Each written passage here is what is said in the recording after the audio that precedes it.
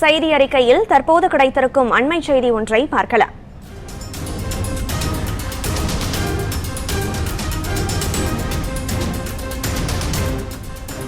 முக்கிய செய்தி: பாமக நிறுவனர் ராமதாஸ் மற்றும் அஇஅதிமுக தலைவர் சசிகலா திடீர் சந்திப்பை நிகழ்த்தியிருக்கிறார்கள்.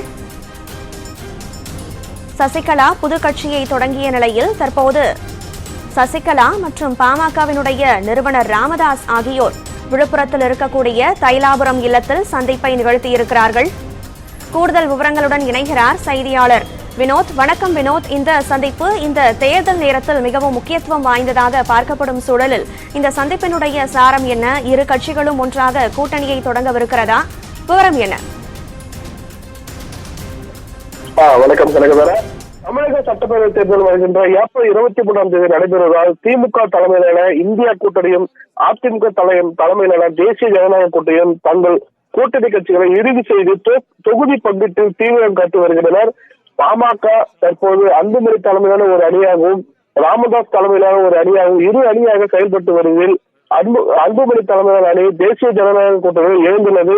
கட்சிக்கு உரிமை கோரி ராமதாஸ் தரப்பு தாக்கல் செய்த மனுவின் விசாரணை தேர்தலுக்கு பின்னர் ஒத்திவைக்கப்பட்டிருப்பதால் ராமதாசுக்கு பின்னடைவாகவே அமைந்துள்ளது.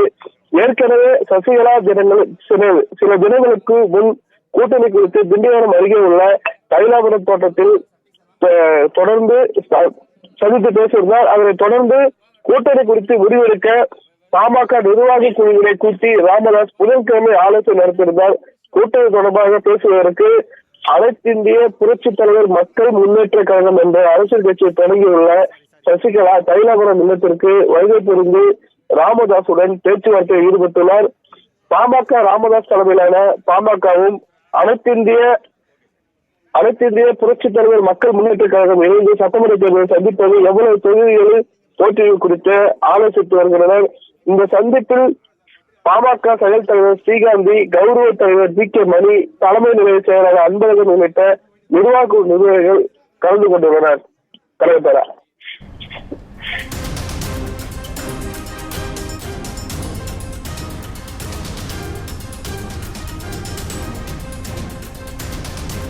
பாமகவில் உட்கட்சி பூசல் நிலவி வந்த நிலையில் அன்புமணி தரப்பு ஆதரவாளர்கள் தேசிய ஜனநாயக கூட்டணியில் இணைந்த நிலையில் தற்போது அக்கட்சியின் நிறுவனர் ராமதாஸ் மற்றும் அஇஅதிமுக கட்சியினுடைய தலைவர் சசிகலாவினுடைய சந்திப்பு தற்போது முக்கியத்துவம் பெற்றிருக்கிறது. கூட்டணி ஆலோசனை நடைபெற்று வருகிறது. விரிவான விவரங்களை வழங்கியமைக்கு நன்றி வினோத்.